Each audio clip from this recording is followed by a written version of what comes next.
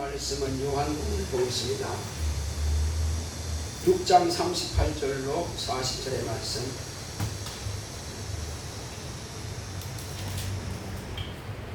요한복음 6장 38절로 40절의 말씀을 보겠습니다.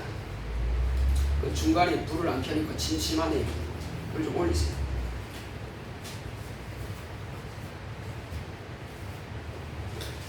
합독하겠습니다. 내가 하늘로서 내려온 것은 내 뜻을 행하려 함이 아니요 나를 보내신 이의 뜻을 행하려 함이니라. 나를 보내신 이의 뜻은 내게 주신 자 중에 내가 하나도 잃어버리지 아니하고 마지막 날에 다시 살리는 이것이니라. 내 아버지의 뜻은 아들을 보고 믿는 자마다 영생을 얻는 이것이니 마지막 날에 내가 이를 다시 살리리라 하시니라. 아멘. 하나님의 말씀의 요약을 보겠습니다. 제목부터 우리 큰소리 합독합시다. 시작. 아버지의 뜻. 하나님은 뜻을 작정하십니다. 그가 아들로 뜻을 작정하심을 나타내셨다. 예수께서 하늘로서 세상에 오신 것은 아버지의 뜻을 행하려 하십니다. 아버지의 뜻은 아들을 보고 믿는 자마다 영생을 얻는 것인데 마지막 날에 예수께서 다시 살리신다. 사람의 일생은 목적이 있다. 동식물들은 모두 다 각자의 후사를 남기려 한다.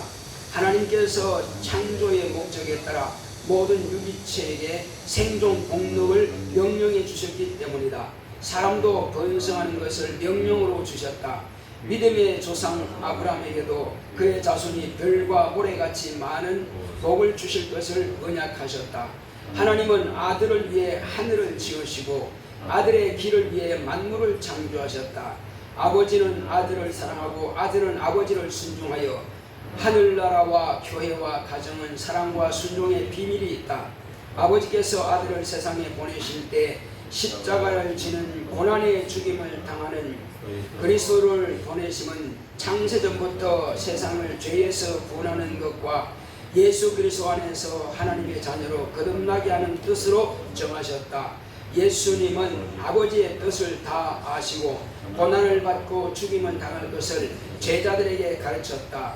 하나님 아버지께서 독생하신 아들을 위해서는 하늘 보좌를 예비해 주셨고 세상에서 예수를 믿는 자들을 위해서는 거듭난 자녀되게 하셨다. 하나님의 사랑받는 하나님의 자녀된 우리들은 아버지의 뜻이 땅에서도 이루어지게 하자. 내 평생 아버지의 뜻을 알고 순종하자. 아멘. 하나님은 뜻을 작정하십니다. 자, 우리 하나님은 뜻을 작정하신다. 두 번만 합시다. 시작. 하나님은 뜻을 작정하신다. 하나님은 뜻을 작정하신다. 하나님께서 우리에게 아들을 보내주셔서 하나님의 아들이 이 땅에 오셔서 아버지께서 작정하신 그 뜻을 온 세상에 가르치려고 오셨습니다. 그리고 예수님께서는 이 땅에 하늘로부터 오신 확실한 목적이 있습니다. 물론 아버지의 뜻을 확실하게 가르치고 그런 것도 확실하지만은 먼저는 당신의 목숨을 통해서 세상을 구원하시기 위해서 오신 겁니다. 그래서 예수님께서 내가 하늘로서 내려온 것은 내 뜻을 행하려 함이 아니라 아버지의 뜻을 행하려 오셨다고 하신 겁니다.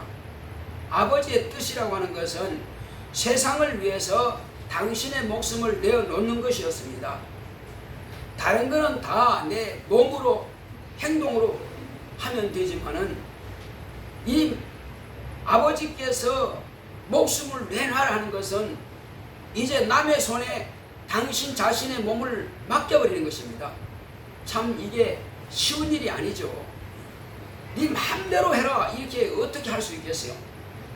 그런데 사람에게 당신의 목숨을 맡겼더니 사람들은 그를 십자가를 치워가지고 그 골고다로 가는 것은 그냥 바위산입니다. 요즘처럼 아스팔트가 쫙 깔려있고 콘크리트로 매끈매끈하게 깔아놓은 그런 길이 아닙니다. 전부 다 바위로 그냥 깨가지고 길을 만드는 그래서 그 산을 해골의 곳이라고 합니다. 해골산. 바로 거기다가 예수님께서는 신발을 제대로 신는지 안 신는지 모르겠지만 피를 흘리면서 온몸에 피를 철철 흘리면서 그 십자가 올라간 겁니다. 그 십자가 지기 전에 먼저 그 채찍으로 날카로운 그 가죽끈 끝에는 아주 날카로운 바늘 뭐라 그럴까 낚시바늘 같은 그런 것들을 매답니다. 끝에다가. 그리고는 그 무거운 납덩이를 갖다가 매달죠. 그래서 새 가닥 가죽줄이 있는데 나무에다 묶어가지고 그를 칩니다. 그러면 살점이 쭉쭉 찢어지죠. 어마어마한 고통을 다 당합니다.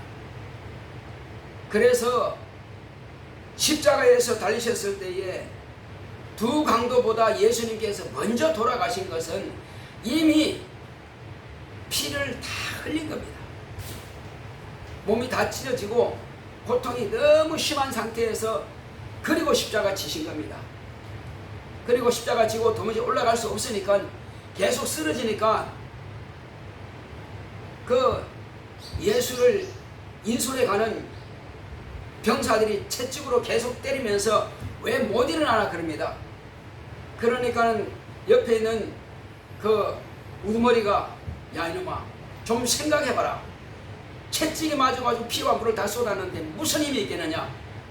이 사람을 그냥 갈 수가 없다. 힘이 다 빠졌기 때문에 이미 기진했기 때문에. 그래서 지나가는 사람을 갖다가 불러다가 그 젊은 사람을 갖다가 그 십자가를 대신 지고서 올라가게 한 겁니다. 그리고는 옷을 홀랑 벗겨가지고는 이제 손과 발에 못을 받고 그리고 십자가를 세워서 6시간 동안이나 잔인하게 피와 물을 다 흘리는 겁니다. 이 어마어마한 고통을 그렇다면은 왜 두 강도는 채찍이 안 맞았는데 예수만 채찍에 맞았겠습니까? 본래는 빌라도가 채찍으로 때리고 놓으려고 그렇게 채찍질을 하라 그런 겁니다. 근데 놓지 않고 채찍질을 하고 마지막에는 십자가 못 박혀 죽이지 않으면 당신은 가이사의 황제의 종이 아닙니다. 충신이 아닙니다. 하니까 두려워가지고 그러면 알아서 하라고 십자가 못 박게 한 겁니다. 두 황제는 어차피 죽을 거니까 그냥 놔뒀고 예수님은 풀어주라고 했습니다. 자 그렇지만은 성경을 보게 되면은요 그가 채찍에 맞으면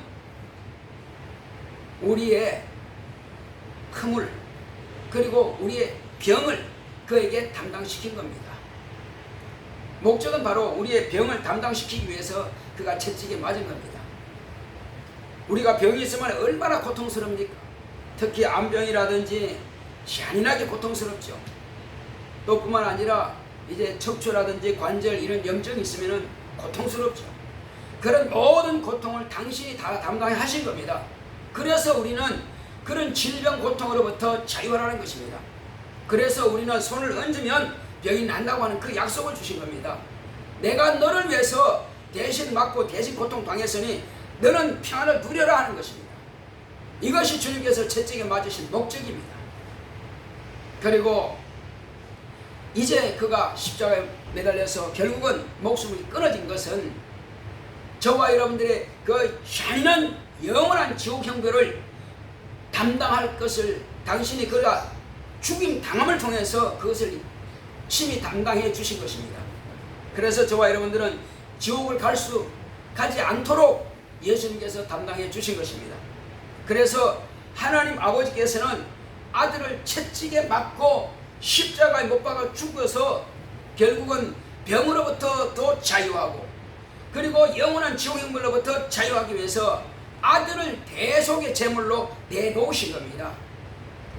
양과 염소와 송아지 이런 것들을 죽여서 피 흘려서 제단불에 바르고 그 정도가 아니라 하나님 아들은 그보다도 잔인한 고통을 당하도록 하시고 그래서 우리에게는 영원한 자유와 평안과 행복을 누리게 하신 겁니다. 이것이 아버지께서 저와 여러분들을 향하신 하나님 아버지의 사랑인 것입니다. 이 사랑을 우리가 망각하면 안 됩니다. 자기 자식 사랑하지 않는 아버지가 어디 있겠습니까? 하나님께는 오직 독생한 아들 한 분밖에 안 계시는데 그 한 분밖에 안 계시는 독생하신 아들을 그렇게 잔인한 고통을 당하게 하신 것은 사람들은 모르죠. 그렇게 채찍에 때리고 그렇게 십자가 지워서 고통당하게 만들고 그렇게 침받고 욕하면서도 왜 그렇게 하는지 모릅니다. 우리가 받아야 할 능력들, 모든 침뱉음과 그런 모든 저주들을 하나님의 아들이 다 대신 담당해 주신 것입니다. 우리가 당해야 될 모든 부끄러운 것도 당신의 옷을 홀랑벗게 당해서 담당해 주신 것입니다. 이것이 아버지께서 아들 한 분을 내놓고 이것이 아버지의 그 뜻입니다. 하나님께서 우리를 얼마나 사랑하시는가 그 사랑의 표현인 것입니다. 이렇게 하나님 아버지께서 저와 여러분들을 사랑하셨음에도 불구하고 전도를 하게 되면은 아주 우리에게 핀잔 주고 뭔가 우리가 자신들에게 엄청난 잘못이라고 한 것처럼 그렇게 모독하고 그렇게 무시하고 그렇게 합니다. 곧 그게 뭐냐면은 예수께서 십자가에 못 박혀 죽으실 때에 사람들이 지나가면서 침을 틱틱 받고 모독하고 그리고 네 아버지가 하나님이냐? 그런데 너는 어찌하여 그렇게 십자가 매달렸냐? 하고 입으로 가진 모독하는 말을 다 하는 것입니다. 우리가 전도하게 되면 결국은 우리와 예수님은 한 편입니다. 한 짝이에요. 단짝입니다. 그러니까는 세상은 마귀의 자식들은 어둠의 자식들은 그렇게 잔인하게 우리를 저주하는 것입니다. 우리를 저주하는 것이 예수님을 저주하는 것 똑같은 것입니다. 그러나 우리는 이미 주님께서 당하신 그 모독을 당했기 때문에 우리는 거기다가 감정 볼 필요는 없습니다. 뭐라 하든지 간에 그냥 그들이 말한 것은 무시하고 오직 우리가 십자가 위에 달리신 예수의 피만 증거하면 되는 것입니다. 그것을 사람들은 무시하고 모르기 때문에 그렇게 하기 때문에 그래서 우리는 예수의 피의 증인인 겁니다. 한번 따라합시다. 내 영혼아, 내 평생에 예수의 피의 증인되자. 예수의 피의 증인되자. 바로 그겁니다. 우리는요 아무리 부끄러움 당하지만 주님처럼 그렇게 부끄러움 당하지 않습니다. 그래서 우리는 그런 것들을 그들에게 가르쳐 줘야 될 의무가 있습니다. 하나님의 아들 죄가 없는 의인이 너를 위해서 그토록 십자가에 못 박혔고 고통당했고 옷을 홀랑벗겨 당했고 그렇게 모독을 당했는데 어찌하여 너는 예수를 믿지 않느냐?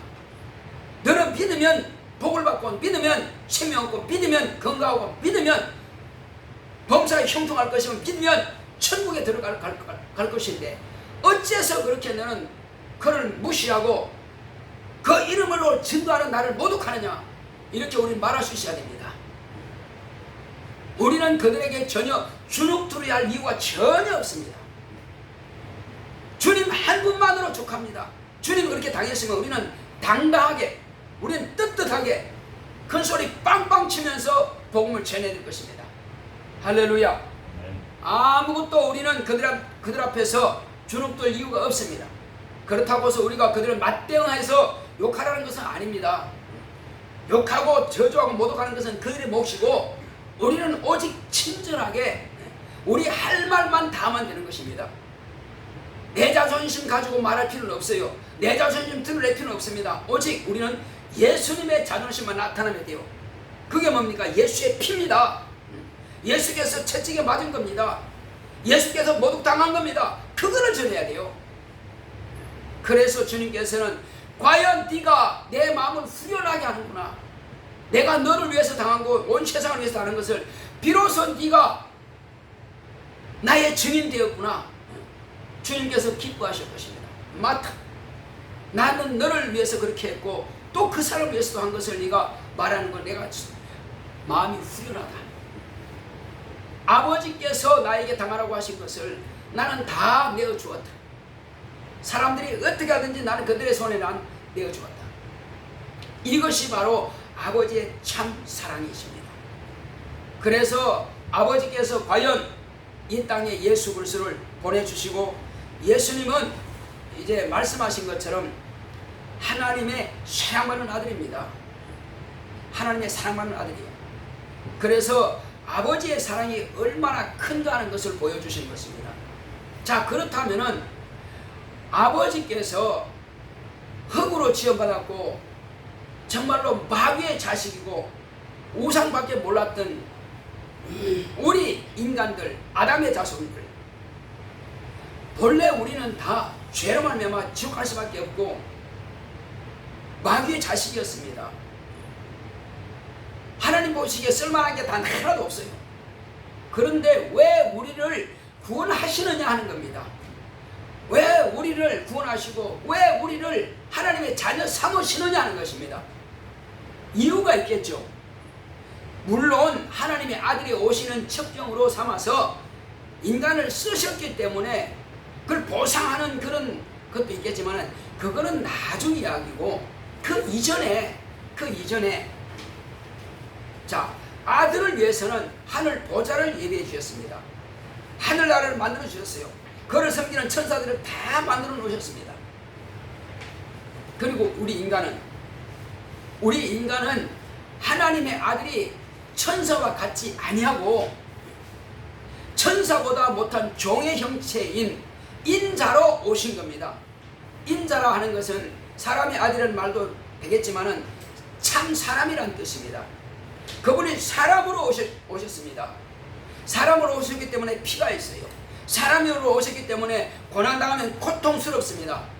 사람으로 오셨기 때문에 수치심도 다 느낄 수 있습니다. 자, 그런데 그런 수치심을 알고 우리 인간 모든 속속들이 다 아시는 그분이 하늘나라에서 천사들은 그런 감이 없습니다. 인간이 어떤 거냐 감 자체가 없어요. 인간이 안 돼봐서 몰라요. 육체가 없었기 때문에 모릅니다. 피가 없기 때문에 몰라요. 부끄러움인지 아픔인지 고통인지 질병인지 이런 것은 천사는 경험하지 못하기 때문에 모릅니다. 사람들 간의 어떤 수치심 천사들은 알 수가 없습니다. 그러나 하나님의 아들은 다 아셔요. 어렸을 때부터 자랐고 실고를 알았고 고통을 알았고 가난을 알았고 부끄러움을 알고 다 아시는 분이란 말이에요.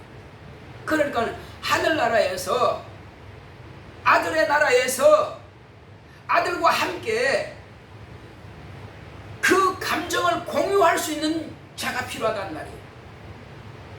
하늘나라에서 예수님이 감정, 우리 감정 다 공유하고 감정을 서로 교통할 수 있는 그 사람들을 위해서 아들을 위해서 아버지께서는 우리를 자녀로 낳아주신 것입니다. 할렐루야. 요즘은 보면은 자녀 키우기 힘들다고 학원비 많이 들고 뭐 너무 힘드니까 그냥 안 놓든지 아니면 하나만 놓든지 하나만 낳든지 이렇게 끝내버립니다. 그러면 안 낳는 것도 자유입니다. 그러면 자기가 육체는 이 땅에 왔다 가는 표적이 없습니다. 짐승도 하나님께서요 땅에서 또 바다에서 이 생물들이 나게끔 명령하신 대로 그대로 다 낳습니다. 아무리 연약한 밟히는 그런 질경이도 끊임없이 자라서 그 씨를 맺습니다. 민들레도 밟히는 그 민들레도 결국은 꽃이 피워서 그 열매를 맺습니다. 발바닥에 밟히는 그 잔디도요 끝까지 씨를 내가지고 자기 바로 후대를 생각해냅니다. 왜? 하나님의 명령이니까. 하나님께서 그렇게 명령하신 그대로 합니다. 모든 짐승들도 마찬가지요. 모기나 하루살이도 마찬가지입니다. 다 그와 같이 후세를 남기려고 그렇게 노력합니다. 자, 이것은 하나님께서 모든 유기체에게 생명체들에게 명령하신 그대로 되는 것입니다. 인간도 생육하고 번성하여 땅에 충만하라는 복을 명하셨습니다. 믿음의 조상 아브라함도 그가 복이 뭐냐 하는 것은 사모하는 것이 뭐냐, 자손이 많은 것은, 인간은 다 그래요. 자손이 많은 것은 복이라고 알고 있습니다. 그래서 아브라함에게 눈을 들어 하늘을 보라. 네가 별을 셀 수 있겠느냐? 네 자손이 저 별처럼 많을 것이다. 바닷가에 가서 한번 모래를 세보라. 네가 셀 수 있겠느냐? 못 세겠지. 그렇다. 모든 사람은 바다의 모래를 아무도 셀 수가 없다. 그렇지만은 너의 자손이 하늘별처럼 바다의 모래처럼 이렇게 많을 것이다. 그래 아브라함에게 하나님께서 큰 복을 주신 겁니다. 육체는 그보다 더 큰 복이 없어요. 자녀가 번성하고 자녀가 잘 되는 것보다 더 큰 복이 없습니다. 만약에 어떤 사람이 훌륭한 기업을 다 했는데 자녀가 없다, 그러면 소망이 없죠. 기업은 크게 했는데 막상 자기가 대를 이어서 그 기업을 이어갈 자가 없다면은, 그래서 하나님은 이스라엘의 기업이라, 하나님은 이스라엘의 기업이다 이렇게 말씀하신 겁니다. 기업인데 그 기업을 누가 물려받습니까? 자손에게 물려주는 겁니다. 하나님을 사모하고 하나님을 의지하고 하나님을 믿고 복을 받는 것, 복 주시는 그 하나님을 의지하는 것이 바로 이스라엘 자손 대대로 받는 그 기업인 것입니다. 그러므로 우리도 마찬가지입니다. 그렇게 해서 부모는요, 아비는 어떻게든지 자손 잘 되는 것 그것만 사모합니다. 자기는 노력해도 얼마 안 됐지만 자손만큼은 자기보다 훨씬 잘 되기를 바라는 것, 그것이 부모의 마음이에요. 아버지 하나님도 마찬가지입니다. 아들을 위해서 하늘 보좌를 예배했지만 천사들 가지고는 그 감정을 공유할 수가 없단 말이에요. 인자이신 예수님의 감정을 도무지 공유할 수가 없어요. 그래서 창세 전부터 우리를, 언제부터? 예수님께서 오신 이후로 태어난 저와 여러분들을 하늘나라에서 예수님과 형제라 하는 그 정도 수준까지 높여서 서로가 대화가 통하고 감정이 통하고, 그런 상태로 우리를 하나님께서 예수 그리스도의 피와 예수 그리스도의 살과 예수의 생명으로 우리를 낳아주신 것입니다. 우리를 그냥 호적에 올라가지고 종인데 너는 그냥 내 아들 하자, 그런 것이 아니라 실제로 하나님의 생명으로 우리를 낳아주신 것입니다. 한번 따라합시다. 내 영혼아, 너는 하나님의 자녀다. 하나님의 생명으로 낳아주셨다. 그래요. 우리는 이 자부심요, 이 자존감은 대단한 것입니다. 이 세상에 어떤 훌륭한 큰 나라의 임금의 왕자랄지라도 자존감이 대단한데, 우리는 영생하시고 천지 만물을, 천사를, 하늘을 창조하신 그 하나님이 우리 아버지고, 그 아버지께서 우리를 낳아주셨으니 이제 우리는 부끄러운 것이 아무것도 없고, 우리에게요 부족한 것이 전혀 없습니다. 세상에서는 재물이 좀 부족할지라도 그건 뭐 아무것도 아니에요. 왜? 재물과 함께 육체는 다 끝나버리는 거니까. 육체가 끝날 때 자기가 가졌던 명예, 권력, 재산 딱 올스톱 끝나는 것입니다. 그러나 저와 여러분들의 영혼이 가진 이 하나님의 자녀라고 하는 권세, 하나님의 자녀의 그 자존감은 영원한 것입니다. 천사들도 하나님의 자녀 앞에서는 딱 무릎 꿇습니다. 딱 고개 숙여요. 어서 오십시오. 인사 꾹꾹합니다. 왜 그럴까요? 천사들은, 모든 천사들은 부리는 영으로서 구원 얻을 후사들을 섬기라고 보냈다 이렇게 말씀하고 있습니다. 그래서 한 영혼이 예수님을 영접하고 물과 성령으로 딱 거듭난 그 순간에, 하나님의 자녀가 되는 그 권세를 얻는 순간에 하늘에서는 잔치가 벌어진다는 겁니다. 천사들이 직분이 생겼다.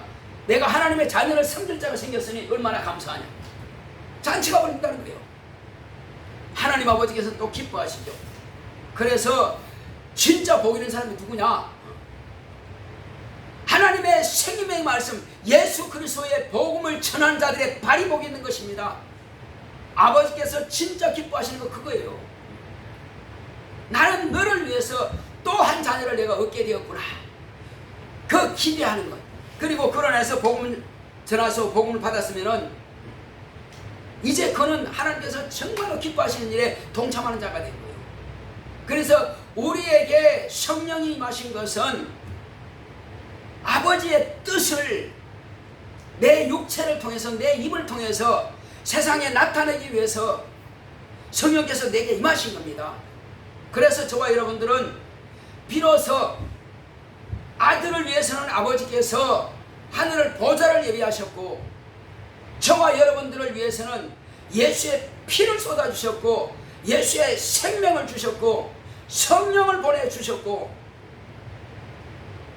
하나님의 아들의 목숨을 통해서 거듭날 수 있는 바로 그 복을 주신 것입니다. 그리고 거듭나는 복을 받은 자들, 하나님의 자녀가 되는 권세를 얻은 자들은 예수님께서 내가 너희들을 위해서 처소를 예비하러 가노니 내가 그 처소가 다 예비되면 너희들에게 다시 와서 너희들을 나 있는 곳으로 데려갈 것이다. 그리고 내 영광을 너희들도 볼 것이다. 구경뿐이 아니라 주님의 영광에 우리가 동참하게 된다는 것입니다. 할렐루야. 그래서 예수님은 만왕의 왕의 보좌가 있고 저와 여러분들은 하나님의 거룩한 자녀들의 처소가 준비되는 것입니다. 지금 예수님은 그 처소를 지금도 준비하고 계시는 거예요. 천사들이 부러워하는 바로 그런 자격을 가진 자입니다. 이스라엘 백성들은, 예수님께서 오시기 전에 이스라엘 백성들은 우리가 가진 자녀의 권세를 누구도 받을 수가 없었어요. 아브라함도 아니고 이삭도 아니고 야곱도 아니고 모세도 아니고 누구도 어떤 선자도 자녀가 될 수 있는 권세는 받지 못하는 것입니다. 오직 예수의 피를 뿌린 이후의 사람들, 예수의 피 뿌림을 받은 사람들, 예수의 피와 예수의 살에 동참하는, 예수의 죽음에 동참했고 예수의 부활에 동참한 물과 성령으로 거듭난 저와 여러분들만이 하나님의 자녀가 되는 권세를 얻게 된 것입니다. 그래서 저와 여러분들을 위해서는 아버지께서 하늘 처소를 예비하신 겁니다. 그것이 얼마나 아름다울지 우리는 알지가 못해요. 상상 못합니다.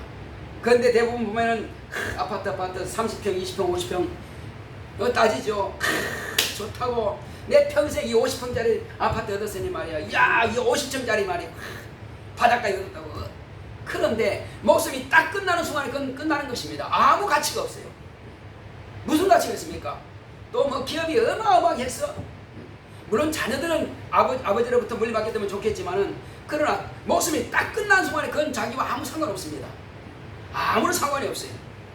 이 땅에서 훌륭하십니다. 세종대왕 각하 뭐 이순신 훌륭하십니다 하지만, 사람들은 칭찬하지만 자기에게 예수 그리스도의 생명이 있으면은 다행히 있으나 없으면은 안타까운 일이지만은 하늘나라 갈 권리 자체도 없습니다.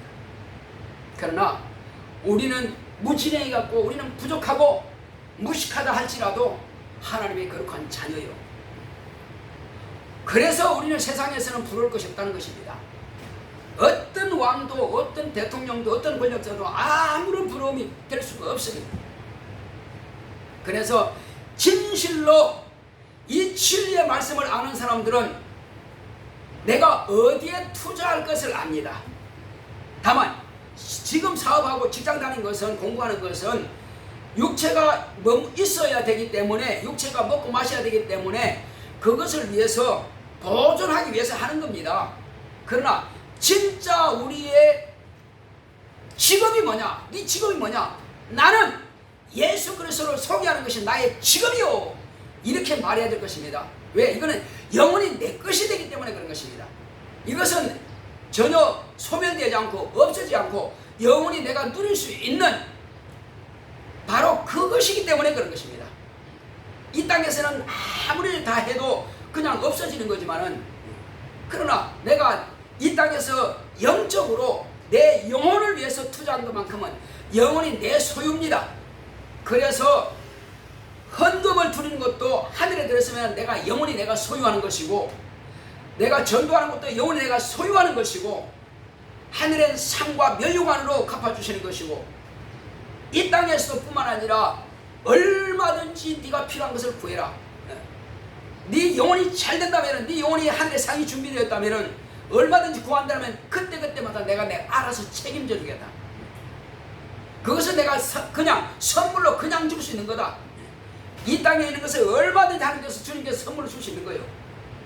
그러나 하늘에 있는 것은 내 땀과 내 수고와 내 발품을 팔아야 내 것이 되는 것입니다. 그래서 우리는 지혜로운 저와 여러분들을, 진리를 알고 진리 안에서 자유를 누리는 저와 여러분들은, 예수 안에서 참 평안을 누리는 여러분들, 하나님의 참 제자와 하나님의 자녀가 된 자들을 이제 우리가 지혜로워야 됩니다. 내가 무엇을 해야 가장 영원히 내가 소유할 것이며 내가 누릴 것인가. 이 땅에 누리는 것은요, 예수 안 믿는 사람도 얼마든지 누릴 수 있습니다. 그러나 하나님의 자녀가 된 우리가 누릴 수 있는 것은 내 손으로 하나님의 영광을 위해서 봉사하고 내 입으로 증거하고 내 발로 영혼들을 위해서 수고한 이것만큼은 하늘에서 없어지지 않고 영원히 저와 여러분들에게 가질 수 있는 권리입니다.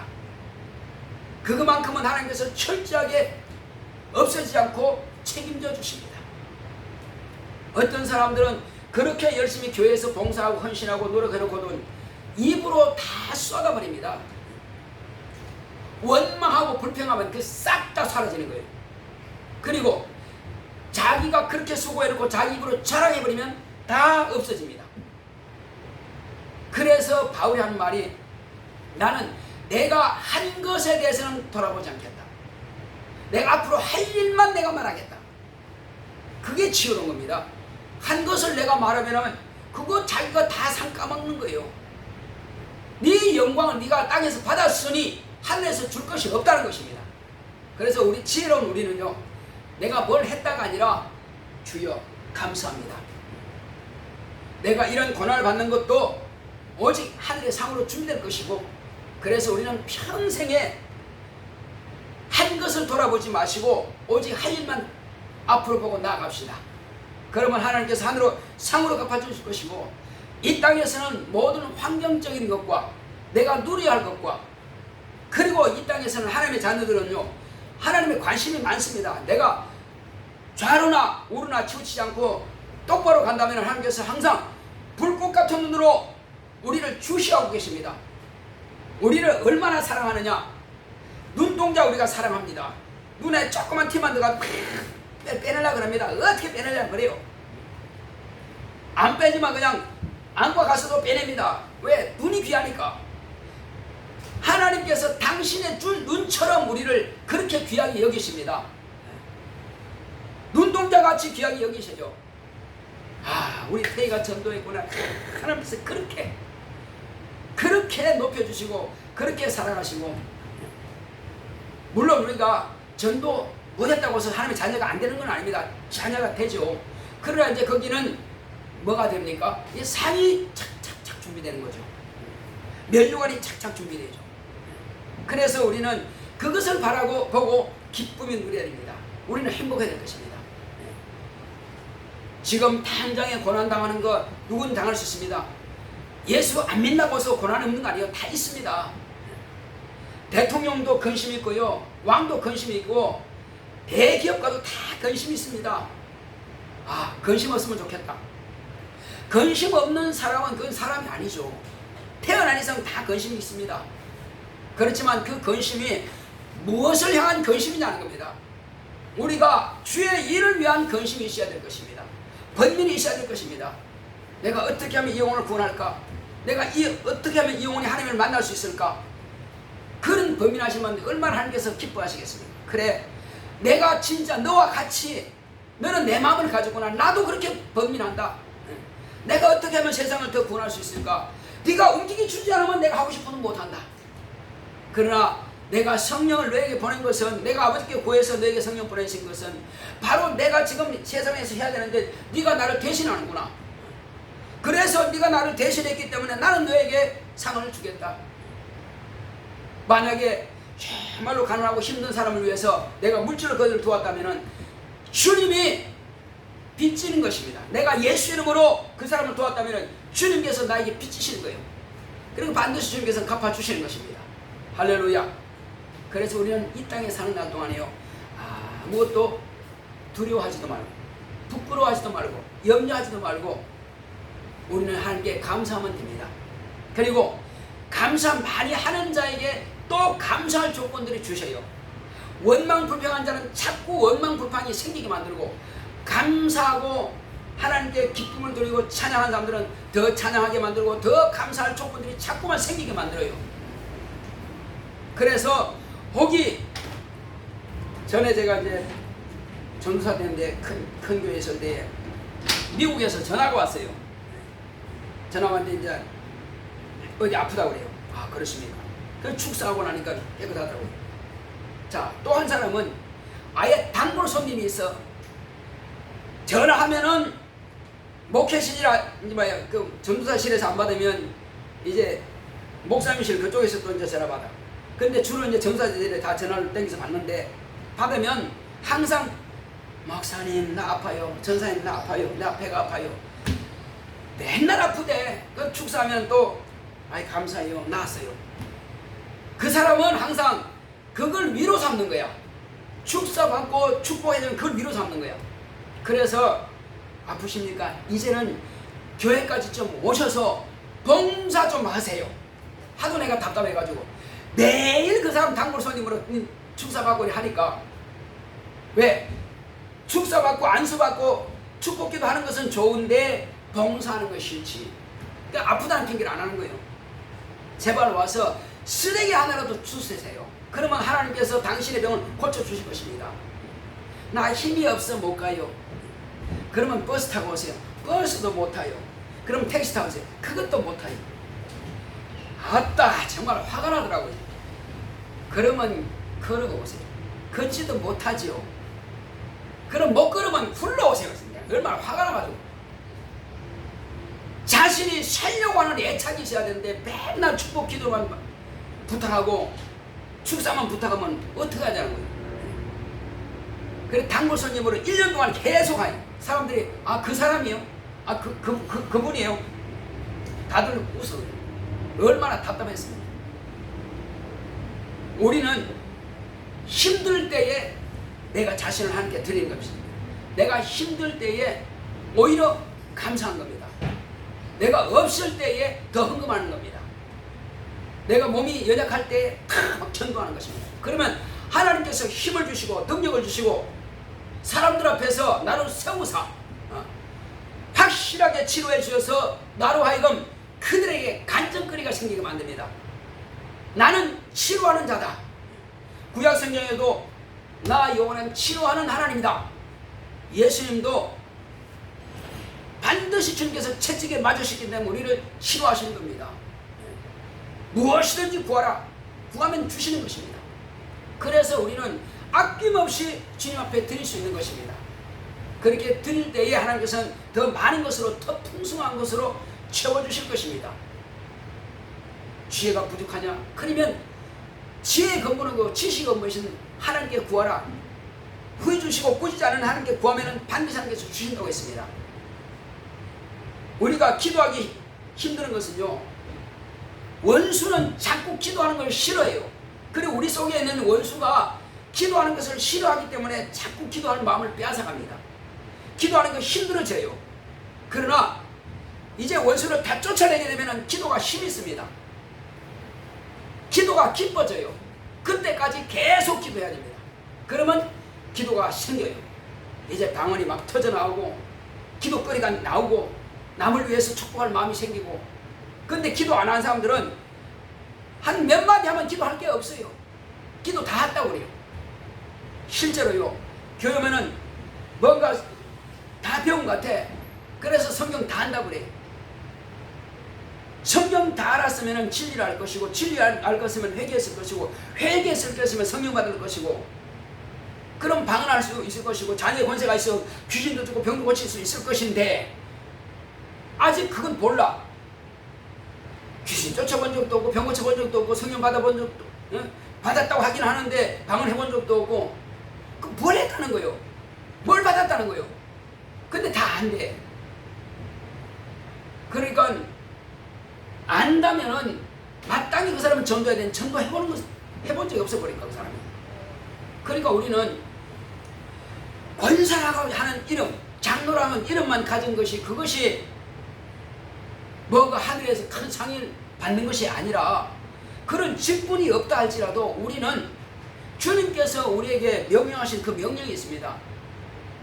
그 명령대로 하나님의 자녀가 되었으면 그때로부터 우리는 예수의 증인이 되었으니까 이 일을 하게 되면 하나님께서 우리에게 아낌없이 주실 텐데, 해보지 않으니까 내가 뭘 부족한지는 몰라요.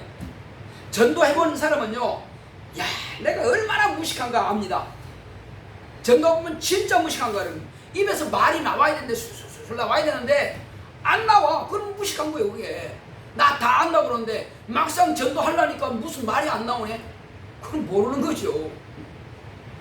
딱 가르쳐야 되는데 말이 안 나와서 알아야 머리에서 있는 거는 같은데 막상 말하려니까 나올 게 없단 말이에요. 모른다는 거예요. 그래서 안다고 하지 말고 전도하고 가르쳐봐. 네가 얼마나 무식한 걸 안단 말이에요. 근데 전도하는 사람은 다 안돼. 왜? 자기가 다 아는 것 같으니까. 자, 아는 것 같은 거하고요, 실제로 해보면 아는 거하고는 다릅니다.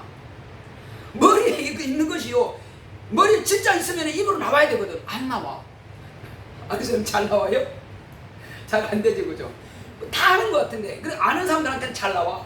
근데 진짜 모르는 사람들한테는 술술술 잘 안 나온단 말이에요. 이게 그게 문제예요. 그럼 저러고 잘하니까 목사라고 잘 되지? 잘 안 됩니다. 왜? 사람마다 다 다르기 때문에 이 사람은 이 말 해야 되고 저 사람은 저 말 해야 돼. 근데 그 성향에 따라서 말을 해줘야 되는데 그게 안 된단 말이에요. 막상 그 사람이 필요한 것을 내가 말해줘야 되는데, 이게 복음을 전하면서요, 꼭 필요한 그 지금 아픈 사람에게는 이것이 필요하고 또 문제가 있는 사람은 이걸 필요한데 그걸 가르쳐줘야 되는데 막상 그게 딱 부딪히면 안 되는 거예요. 그렇게 딱 매칭이 딱 되면 그 사람 마음이 열려갖고 복음을 듣게 돼 있어요. 그런데 그게 안 되니까 안 되는 거예요.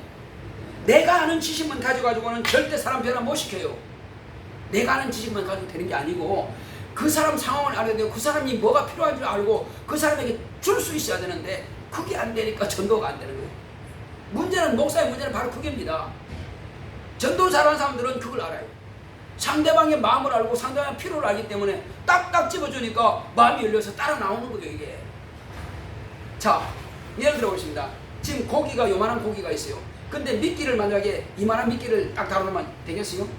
못 물어요. 그러니까 요만한 고기를 낚으려면은 쬐끔한 그가 먹을 수 있는 그거의 미끼를 해야 되는데, 불신자한테 만약에 막 엄청난 걸 말해버리면 그건 상관없는 거 돼버린 거예요. 아무 상관없는 거 돼버린 거예요. 그러니까 그 사람 수준에 맞게끔 그 말을 해줘야 되는데, 예수님께서도 이 땅에 오셔서요, 처음부터 하늘나라에 대해서 내가 피 흘리면 뭐 그런 말 아예 한 적이 없어요. 전부 다 유대인들한테는 비유로 이야기했습니다. 나무에 대해서, 포도나무에 대해서, 농부에 대해서 다 비유로 이야기한 것이지 하늘의 사실을 이야기 안 했어요. 예수님께서 돌아가시기 잡히기 직전에 제자들한테 하신 말씀이 그게 진리였어요. 내 피를 받아 마셔라, 내 살을 찢어 먹어라. 바로 그거 진리란 말이에요. 우리는 지금 먹는 것이 예수의 피를 받아 마시는 것이고 예수의 살을 찢어 먹는 거란 말이에요, 이 말씀은. 그래서 저와 여러분들이 영원히 살아가는 말씀이에요. 근데 불신자들은 이게 안 통합니다. 이 말하면 피를 마시라고요? 내가 무슨 이렇게 됩니다. 그래서 아예 그 말하면 안 되고, 하나님께서 당신을 복 주십니다. 하나님 당신을 사랑하십니다. 그 정도 수준으로, 그 정도로 그들이 다 이해할 수 있는 수준으로 이해해야, 말을 해야 그들이 받아들입니다. 그리고 마음이 열려서 교회까지 와서 이제 성경 공부하다 보면은 점점 깊이 있게 들어가서 비로소 그래서 전도하는구나 이렇게 해야지. 불신자들은 그들의 꼭 맞는 말을 해줘야 돼요. 마음이 열릴 수 있도록. 미끼를 딱 던지면은 물 수 있는 정도까지를 우리가 던져줘야지 다른 거 주면 안 됩니다. 어쨌든 내가 다른 잡소리를 좀 이야기했네요. 어쨌든 우리는 주님께서 이미 우리를 위해서 다 주셨고, 하나님 아버지께서 저와 여러분들을 위해서 이미 다 예배해 주셨습니다. 이제 우리는 주님께서 구한 대로 하나님께서 쓸 만큼 채워주시니까 기도합시다. 그리고 이제 우리가 정말 하늘에서 상을 받기 위해서는 기도해서 내게 지혜 달라고, 또 내게 능력 달라고, 내가 그들에게 복음 전하고 그들이 믿으면 정말로 예수 이름을 명하면 귀신을 떠나갈 수 있도록, 병도 고칠 수 있도록 성령께서 그런 은사도 내게 달라고 이제 구합시다. 그래서 먼저는 지혜를 구하고 내가 또 지혜롭게 말씀을 가르치는 능력도 달라고 기도하시고, 그 다음에 그들의 필요한 만큼 그들에게 수준 맞게끔 말씀을 전가할 수 있는 지혜 달라고 기도하시고, 그 다음에 우리에게 능력 달라고 우리가 같이 기도합시다. 고맙고 감사하신 아버지 하나님 감사드립니다. 하나님께서 함께 하시고 인도해 주심으로 하나님 아버지여, 정말로 우리는